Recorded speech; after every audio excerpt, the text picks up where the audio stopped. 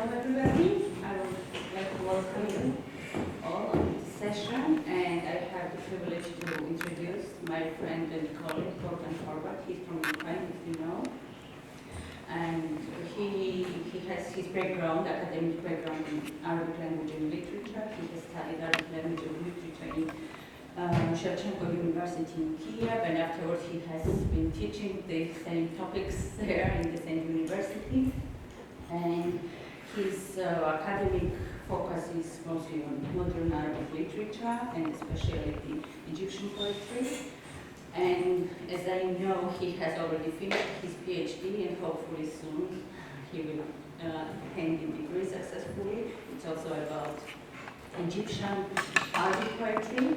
And he had received several international scholarships, fellowships. Among them I should mention web scholarships. Through it, he was teaching a course about Arabic poetry in the University of Warsaw. He was a guest lecturer at the Bucharest University. He's part of AIDA, which is an association for the Arabic dialects. And as I remember, you are also a member of AILA, Arabic Language Certificate Research Team. Plus, together with these academic activities, he has been translating prose and poetry into Ukrainian from Arabic and Polish mainly.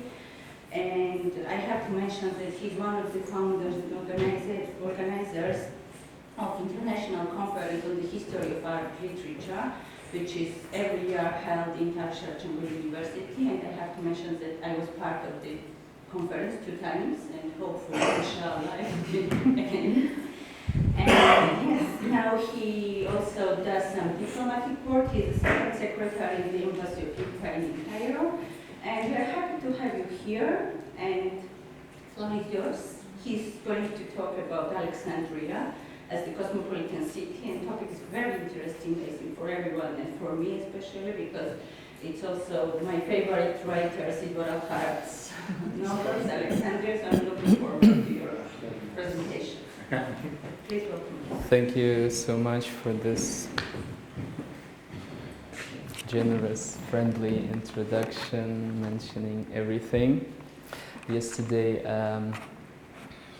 I was counting my Georgian friends who are doing Arabic studies, and I ran out of fingers. And I'm very thankful for your invitation. I'm honored to be here.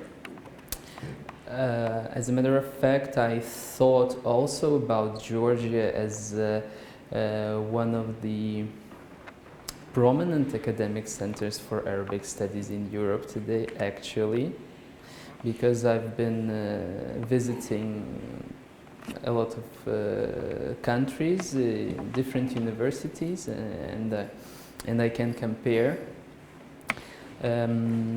Also, I would like to thank the organizers for inviting me. My good friend who is not here, unfortunately he has business to do, Ivan Mchideladze, who is a renowned scholar, very famous in Ukraine. Thank you for the Rustaveli Foundation for organizing this event. And we will start. So this is a presentation where we will watch some videos as well as listen to something. But you will not receive like full scripts or full translations because of lack of time.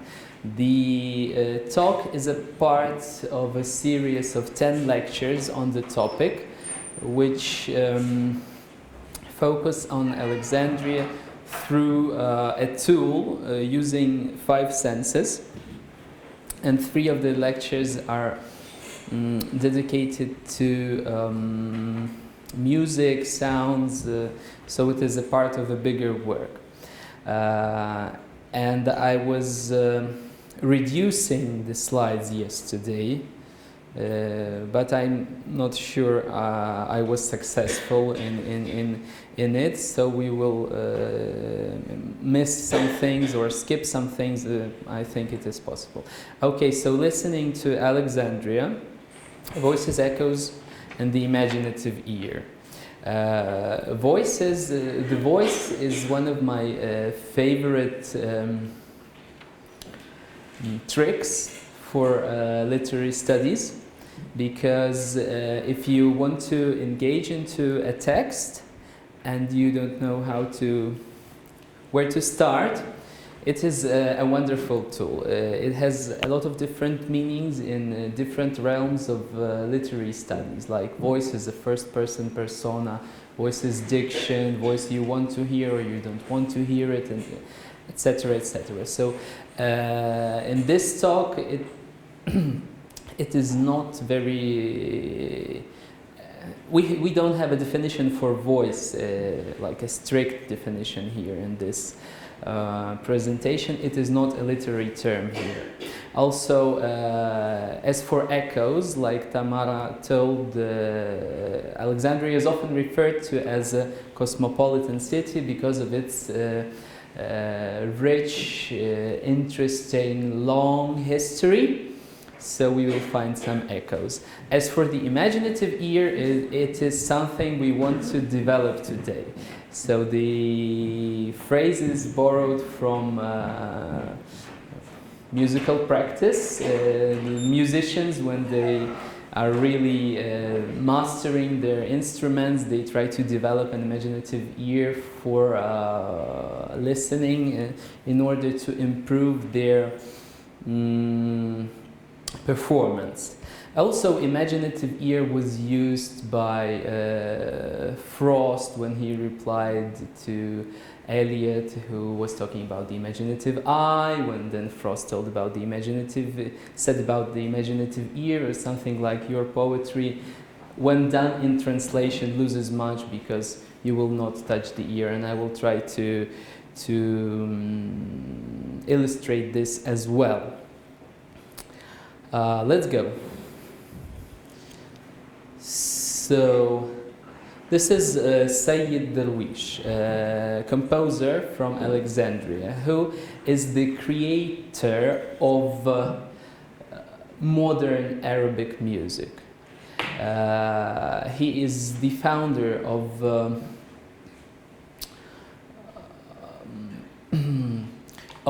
new Arabic classical, let's say, music, and he is also author of numerous songs, also for the singer divas you all know, like Kulthum.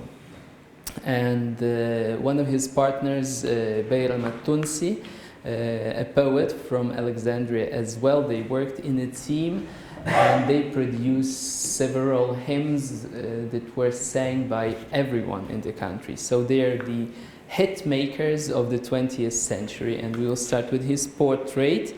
And if we have time, we will go further with them. Now we'll listen.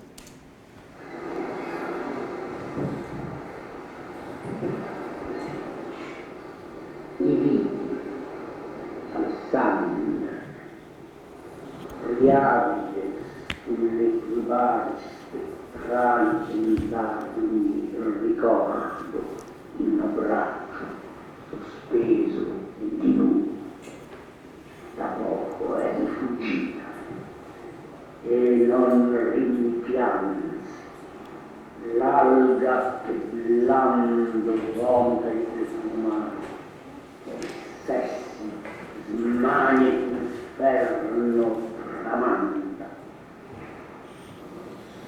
Un altro sangue e non diverso,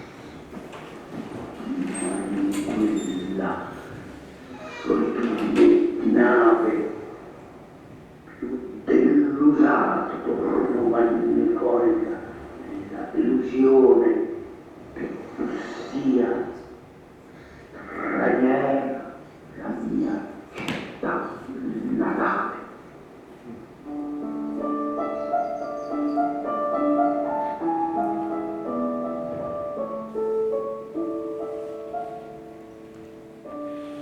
So this is a hit and the shot straight from the beginning when the author of this documentary presents the topic of Alexandria. He does deconstruction from the very beginning. It is difficult to notice it for the general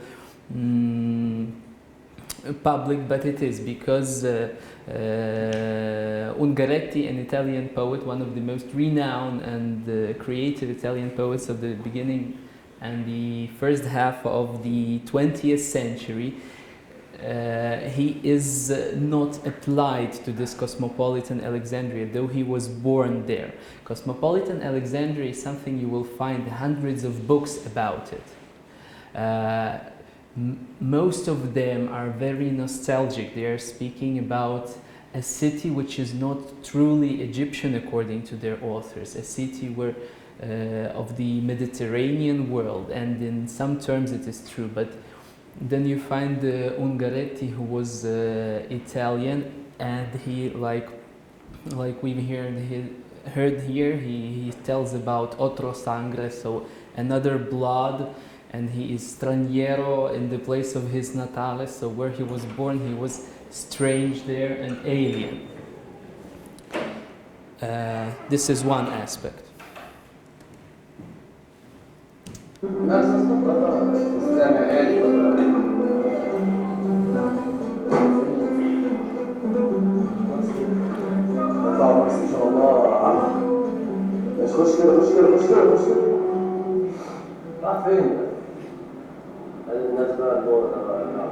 يا عم زي الفل يا عم، الحمد لله. الدنيا زي الفل.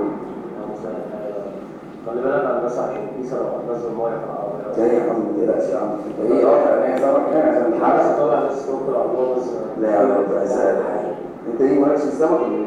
لا انا صياد اساسا. اصلا بقى. ايه يا عم هو ده الموضوع؟ طب امال ايه الزفر والكيسة والريحة مش احنا دلوقتي التاكسي ده اكل عيش اصلا. تمام. فانت معلش لما تركب معايا العربية ولا عربية او فيها زفار في العربية ويركب زبون تاني وهيشم ريحة برضه. لا دي عندك حق. Here you can smell this because they're talking about fish, so he bought fish and he puts it on the ground in the cab, and the driver asks him to be careful not to spill the water from the fish, so there will be no a smell and just small talk of ordinary Egyptians living in Alexandria today.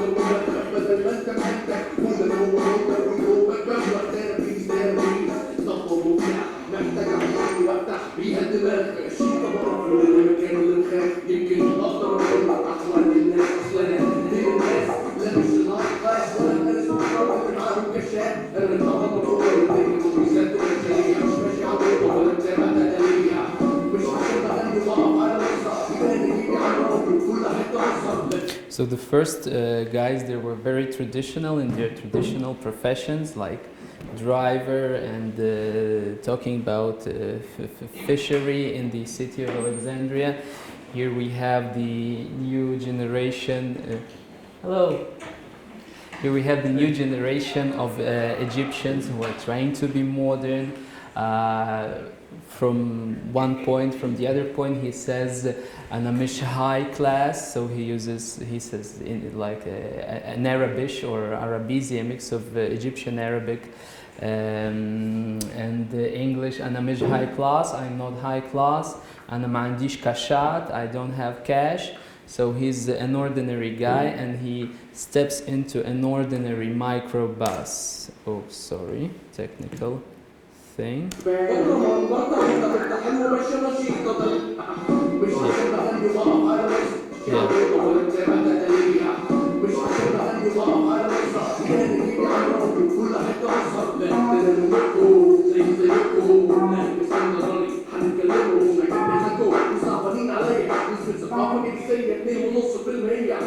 Another thing which is very linguistic, it's hard to understand, so he's singing, not singing, he's rapping, yes.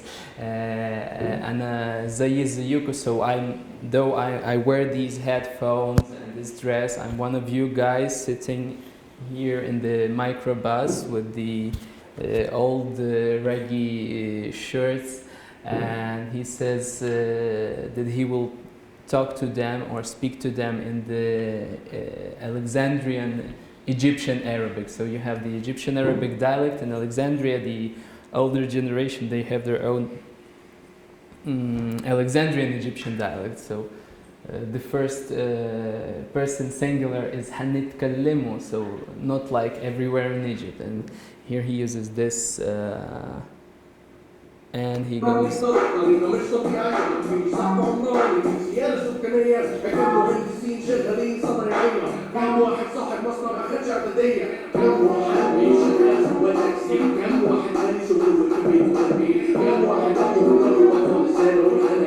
Yeah, and the social issues, social problems. So about the lawyers who work as taxi drivers.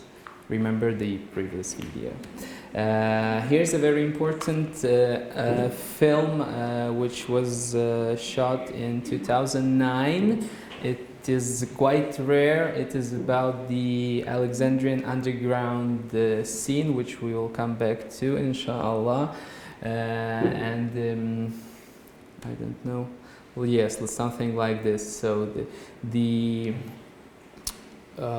underground culture, not the popular Egyptian culture, but the underground culture. We'll skip this, I think. Yes, and we'll do some reading. I will do some reading, okay?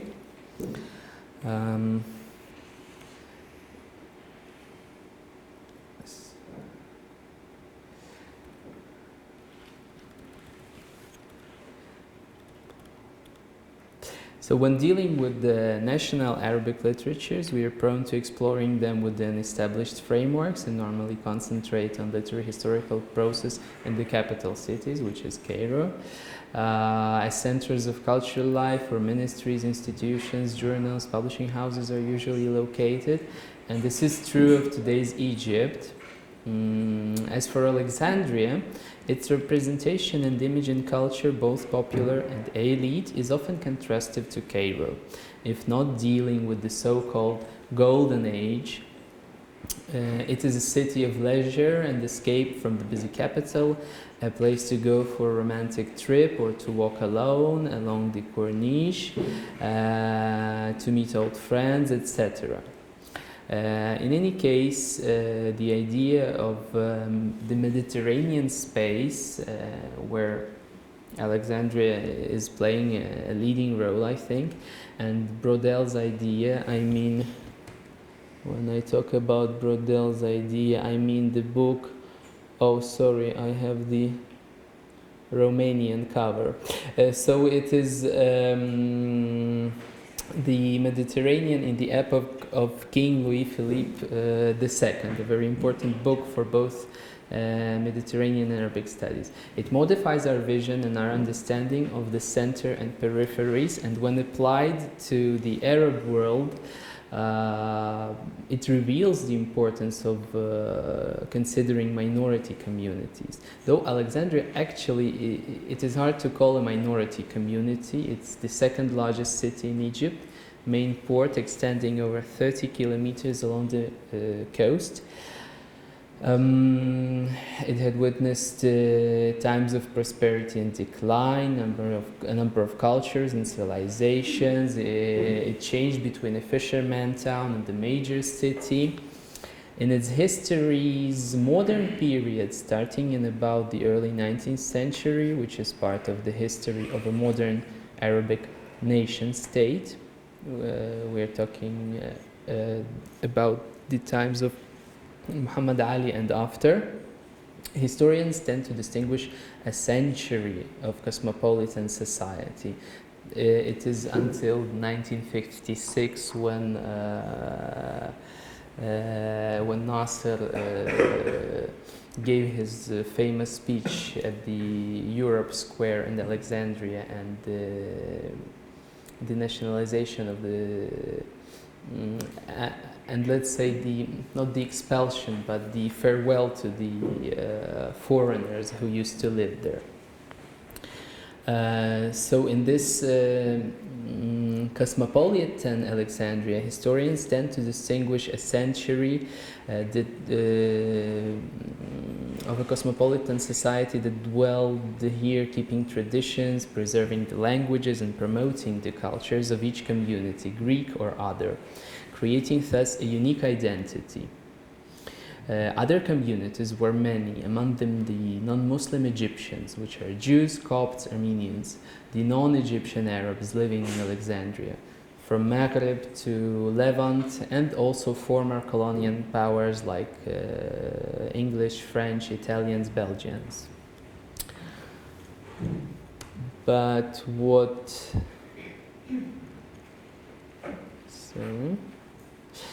what David Abulafia noted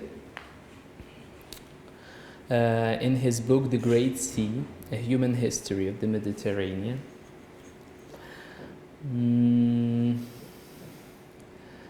the city actually possessed a mixed identity from the very beginning, not with the golden age of the 19th century, but from the very beginning. That is, from times when it arose from Alexander's vision and project of a great innovative metropolis, or let's say cosmopolis. The mixed identity was present here until the second half of the 20th century. Again, according to David Abulafia, but we will see that it is not quite true. Then the Nasser-led Egypt took a new political course. Suez Canal was nationalized, followed by tripartite aggression, which led to the expel of the Jews and French and British nationals.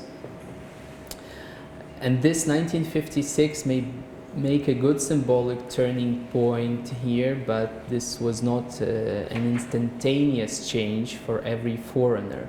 So when you read the literature about cosmopolitan Alexandria, you get the image that 1956, khalas, everyone went away. But it is not true. The Greeks remained, and they remained. The Armenians remained. A lot of Greeks went in the 70s, where they had to choose whether to obtain a Greek passport or an Egyptian passport. So it was not an expulsion. It was like, come on, you have to choose. For example, the renowned novelist, I will get his name, a renowned Greek novelist who was residing with his family. He decided to leave for financial issues, not for political issues. So that is Stratis Tsirkas, yes, he was. He left in the 60s because of the new law.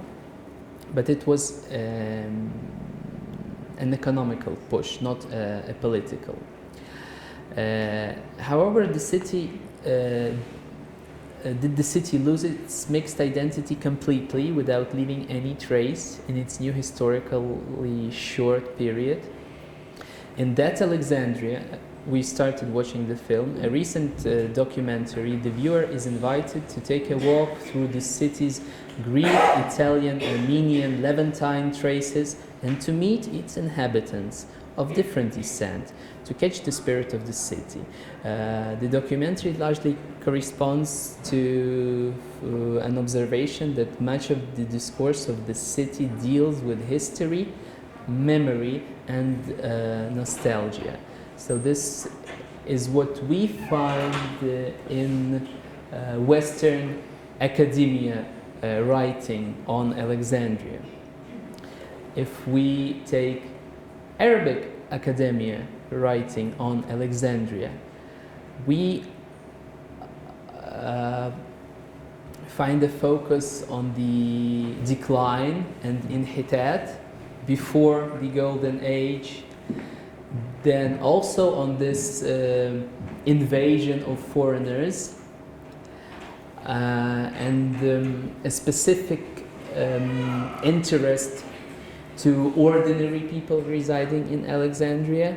But both discourses, they lack interest to modern culture, to modern literature and modern poetry or modern art in Alexandria, except for a bunch of well-known novelists.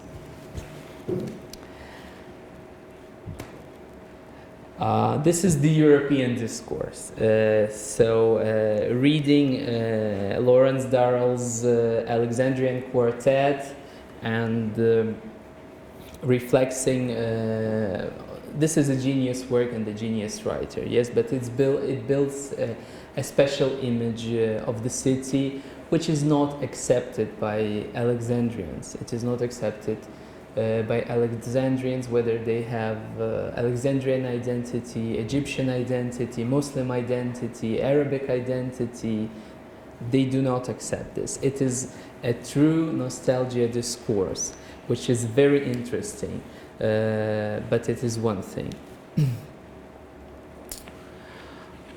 So other is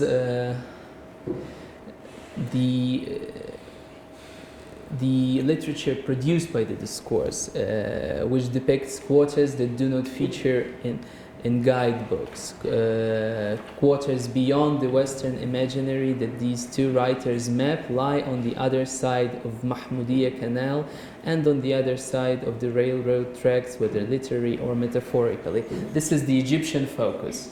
So Egyptian writers like Edward Kharad, they give an image of the other Alexandria, but it also has its own boundary.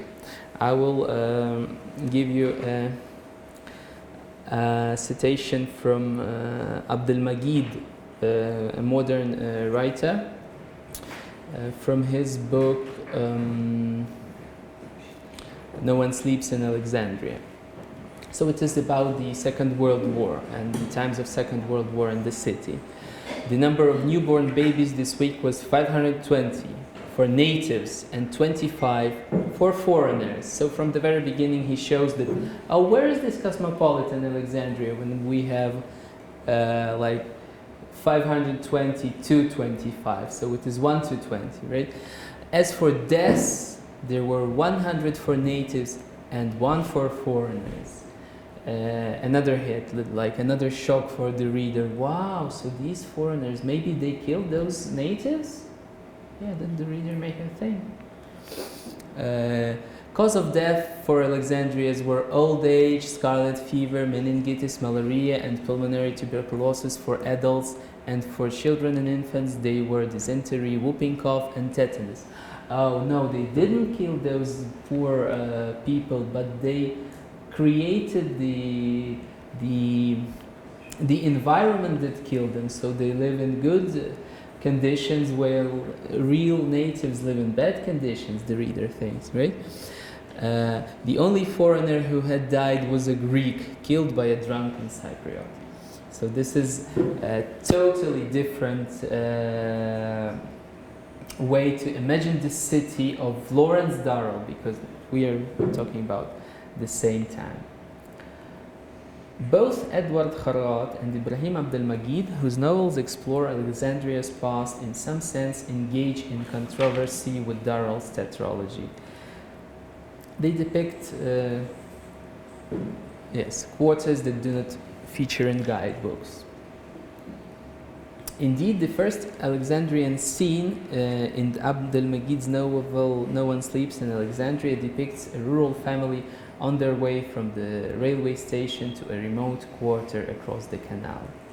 In this novel, he creates a strong feeling of heterogeneity. Here we find the division between social classes, between the well-to-do elite and the ordinary Egyptian. The Eurocentric discourse of the city in its golden age received some attentions from historians and literary critics in the book Alexandrian Cosmopolitanism and Archive. It is interesting that Giuseppe Ungaretti, one of the most prominent and innovative Italian poets, usually is left unnoticed in research and creative writings on Alexandria, though he is of Italian descent. There may be more than one reason for this. It is not included that his irredenticism and his participation in the Novecento is connected with fascism, are one of the factors in the past. But his poems are hermetic, their language is obscure and unusual.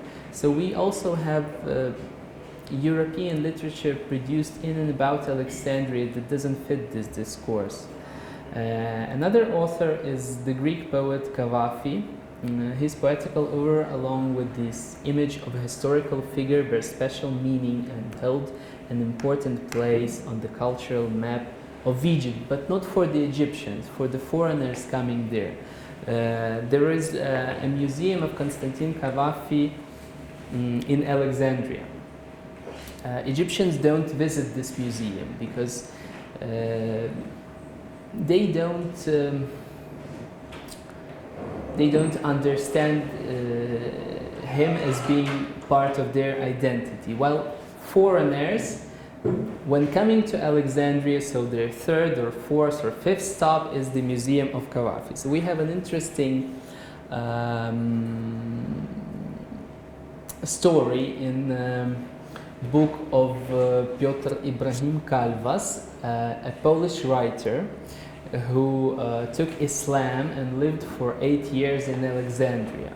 But he's a very special guy. So he's a Muslim, a converted Muslim, but he is also Eurocentric, gay-friendly, vegetarian, so a very synthetic understanding of the world. And so he writes in his book on Alexandria an interesting story. When he came to the Cavafis Museum, the worker of the Cavafis Museum told him, "Do you really want to come? Do you know that this poet, he was gay?"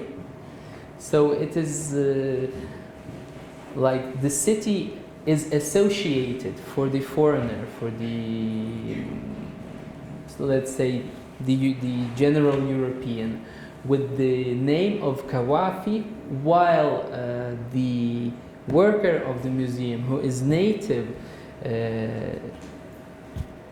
he is like 100% confident that this is a stranger and it shouldn't be here.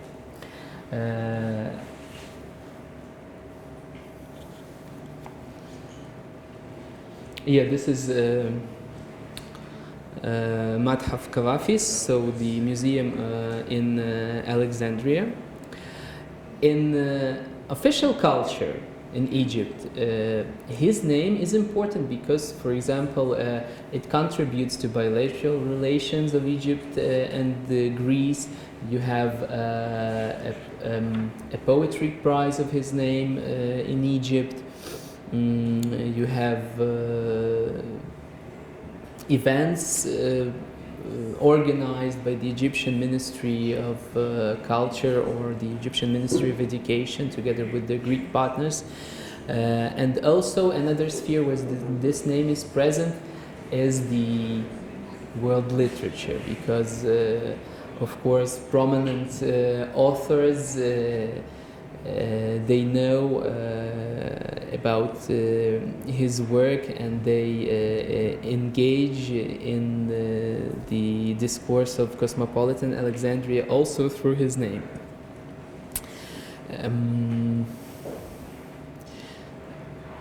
For example, we have a modern novel, very interesting, The Second Life of Constantine Cavafis, by an Egyptian author. We will not stay with him. I want to return to Cavafis, sorry, or I lost him. Sorry. Yes. This is the most famous quote. Everyone quotes it, having its own understanding or not having any understanding of this poetry. You will always end up in this city. Don't hope for things elsewhere. There is no ship for you, there is no road. as you wasted your life here in this small corner, you've destroyed it everywhere else in the world. It is a very personal piece of poetry. Talking about personal life, he was when he lived there, he was a clerk. We don't know about his personal life a lot. In general, the tone of some of his poems is a bit dark. But in this cosmopolitan discourse, this piece is perceived like, oh, he is talking for sure about the city itself. He is talking for sure about the dark nostalgia. This piece is played upon in Adonis's works. When he's coming to Alexandria, and he asks, we'll do the English translation, right? Or we both? Okay. So he comes to Alexandria and asks, Aina Kavafis Eden? So where is Kavafis? I'm in Alexandria. Hey. I'll have another piece and we'll see. Come closer, O poet. There is love waiting for you on a paper, on a chair, at a cafe in the middle of the street, and the end of the night that has no end. Like in Kavafis we have your life here is destroyed in this small corner, you've destroyed it everywhere else in the world, and here we have the night that has no end. His Alexandrian dictionary, Adonis, the poem is actually called A Concise Dictionary of the Latest Trips to Alexandria. And entries in this dictionary include things like immensity of the sea, sky and land, the time, the history and memory, also figures and personas different, like King Solomon, for example, or Sayyid Darwish.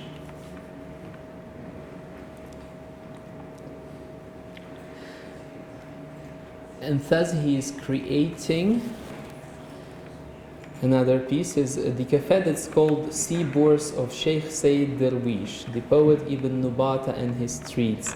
These are all voices that scream, and no Lawrence Darrell hears them, nor Hatel Cecile. So in this piece we will find the echoes of the voices which are heard or not heard by the reader, and how it is perceived by the reader in the poetry. The dictionary of Adonis as an Arab, not Egyptian, but as an Arab, the dictionary of Adonis on Alexandria is much more wider than the ordinary discourse of the Western intellectual, who also feels that this place, like being a part of Mediterranean, is part of him. But no Lawrence Darrell will hear them, meaning the voices of the Alexandria, the Egyptian Alexandria, or the Arabic Alexandria. This, let's say, heterogeneity is also traced in a poem by Bayram al-Tunsi, Egyptian author of the first half of the 20th century, who depicts an image of the Stanley Beach. Stanley Beach was a fancy place. It is present in Alexandria to our days. It has some fancy hotels there, but is not used for swimming much, because it is the center of the town, very crowded. And this heterogeneity between the foreigner and the local is seen in a piece by Bayram al-Tunsi. I don't have here the Arabic, I think, but I will, if someone is interested, I will give the Arabic. version. So, O Sheikh Abul Oyun, he is addressing a famous sheikh who lived in Alexandria. He was famous for his interesting behavior. For example, he entered a tram with his stick, and he found a woman dressed up in European clothes. He would beat her out of the tram. And so he had much respect from some people and no respect from other people, like a caricature figure. So he addresses him, O Sheikh Abul Uyun, give us a fatwa. Tell us what to do. Are people in Stanley Beach, fasting or feasting? So are they, what are they doing there? Young men and women naked, only fig leaves covering them, and a bottle of whiskey and shisha in the cabine's corner. And you can't tell Mireille or Yahya from Ezra or Benjamin. So, and you can tell Aisha or Fatwa from Dimyana or Jacqueline. So the mixture of religions in one place and the mixture of cultures, not cultures, but the mixture of people of different religions and different backgrounds in the beach. This is what concerns Bayram. I used to give this piece to different people, Egyptians, and ask them to read it. And some of them think that this is a funny piece, that it is a caricature, and that it has a lot of humor. And others perceive it quite strictly and say that, oh yes, this is very bad. This is, yeah, he was right. Actually, I'm not sure about whether Bayram al-Tunisi, who was a humoristic writer, was very serious here. We will skip this. You're moderating, you know the time?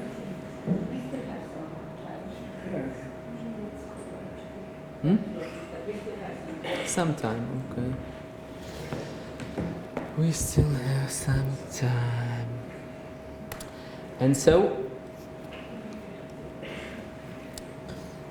now we come to the imaginative ear.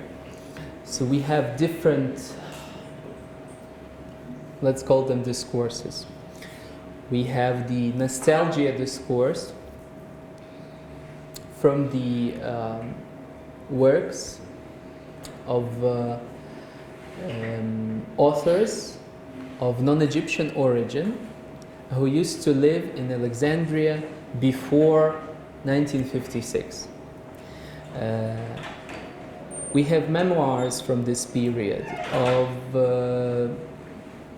we have authors of Jewish origin, French origin, Italian origin. We have diplomats who loved to write their memoirs about Alexandria. We have businessmen who also wrote memoirs about Alexandria, which create a discourse of nostalgia. On the other hand, we have European authors who don't get into this discourse, like the Italian poet Ungaretti, or like the Greek author, novelist, and also poet Sadis Tsirkas. On the other hand, we have the discourse of the great Egyptian novel depicting Alexandria in the times before 1956, and going into discussions with this nostalgia discourse, or even fighting this nostalgia discourse, producing an image of their own, but with confrontation with the nostalgia discourse. And also, we have the local Egyptian, Alexandrian underground, not popular, unfamiliar to the general reader literature. And we're going to have a look at it.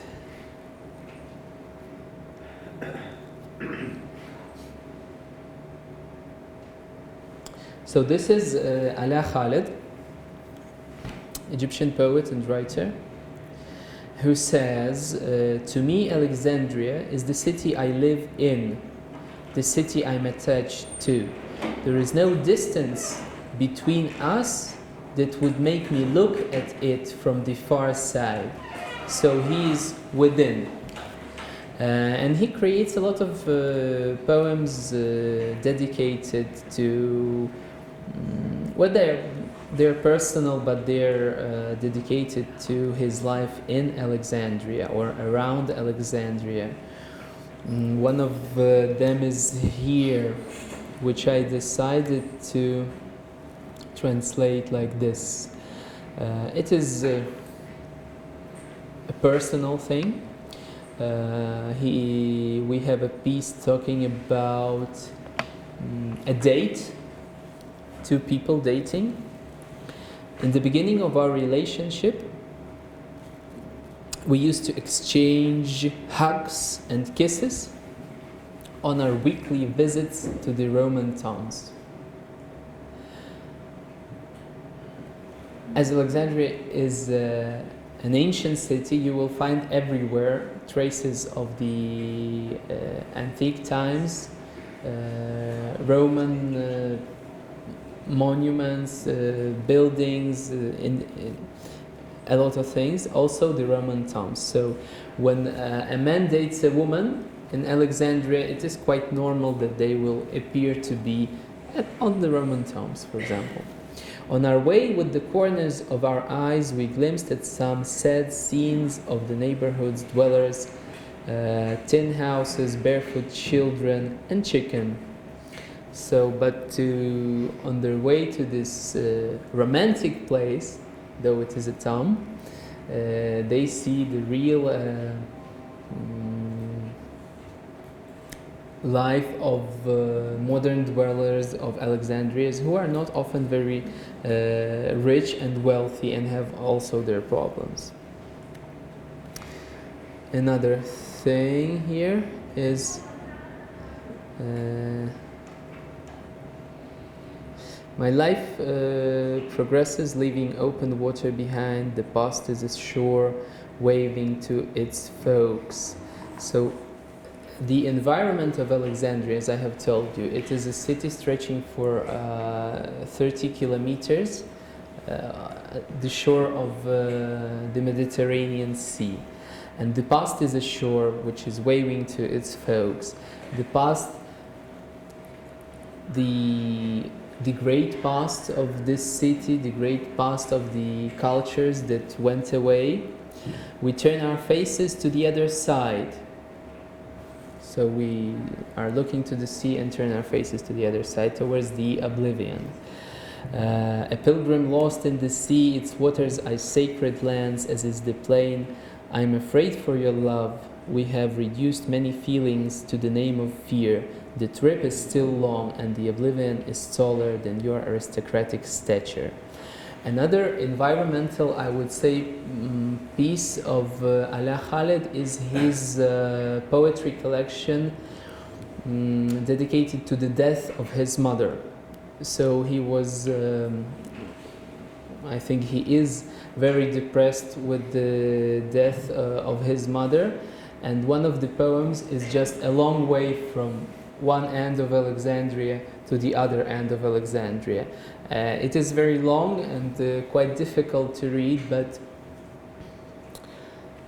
you really feel that the author's voice is feeling very sad, and this road for 30 kilometers is very long, and you really feel the extension of his feelings. So we'll skip this. This is a Ukrainian poet who also had her image of Alexandria. I will skip her. Oh, and this is a book of the Polish writer whom I told you in the beginning, who lived for 8 years in Alexandria but created a totally personal image of this city. So everything he writes about is very subjective and very personal. For example, he goes to a metal concert and then he writes that I feel that if I would be caught visiting this metal concert, that the police would take me to arrest and everything. So he sees it with like a very personal understanding. Okay, and now to complete this, I would like you to be very attentive to what the guy says here. So this is a project which is very interesting. I encourage you to visit this web page. It's called Alexandria Streets Project, an artistic radio and audio project developed in 2012. It comprises a sonic map of Alexandria published on the internet. And we will listen to a piece, but please be attentive to what he is saying. This is an Egyptian man. And we will have only 3 minutes and then we will finish.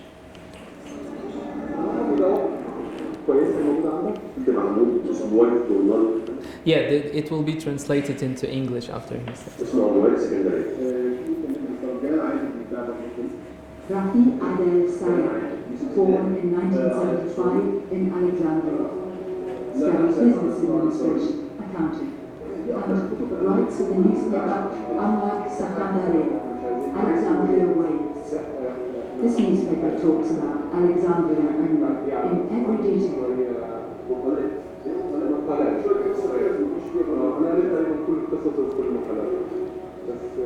كل الجمهور ده عن اسكندريه كلها، ودرجه النمله في اسكندريه برضه بيتكلم عنها.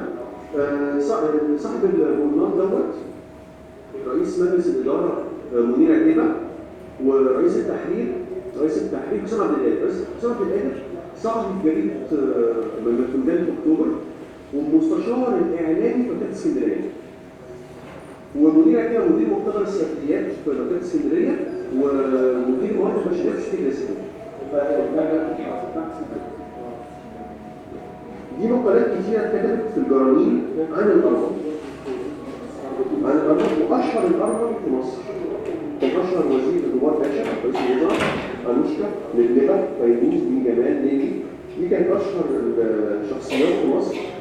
Many articles are about Armenian people, famous Armenians from Egypt, Nubar Pasha, Anushka, Yoruba, Fairuz, actresses, dancers and singers, Nina Gamal, and you, the sister of Fairuz, who is the most famous of them. فعلا بحب قوي ضريبه جدا. اسكندريه احسن ناس، اسكندريه احسن ناس كده. بس ضريبه ربنا فين؟ ضريبه ده. ايوه ده. وريكم بس في برضه حاجات. انا اعرف كل الارمن اللي في اسكندريه بحبهم جدا. احنا هنا 713 الماني في اسكندريه، 100 كاثوليكي، 600 ارثوذكسي، 13 بروتستانت. احنا 713 حوالي 200 عيله بس. هنا الارمن في اسكندريه. Belongs the Armenians in Alexandria, all of them. There are 713, 100 Catholics, 600 Orthodox, 13 Protestants. So Only here is an 200 interview Armenian with someone who writes only solely about Alexandria, and he is the best expert on Alexandria. You hear him like saying he knows everything, also about Armenians. He loves Armenians. There are 713 Armenians in Alexandria. He knows it bizarre, like not 714, not 715. Most of all, he loves the Armenian singer Dalida, who is not Armenian, who is a French singer of Italian origin. And so this is where the voices and the echoes of all these discourses mix, and his imaginative ear creates his own image of this city, mixing everything, mixing identities of different identities, like I said, solely Alexandrian or Egyptian or Arab or Muslim or Mediterranean or African or cosmopolitan, which may be an identity as well, a synthesis of identity. And he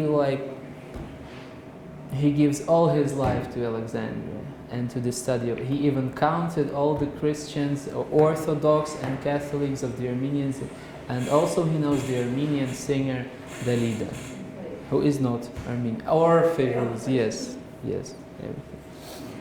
So this is when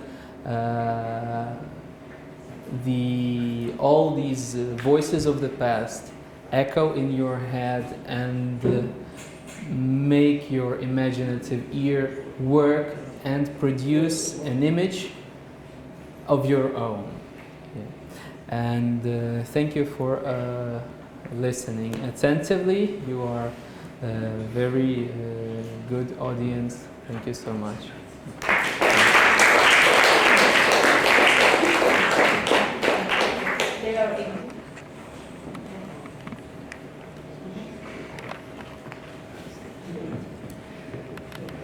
There are some questions. Unfortunately, we don't have much time, so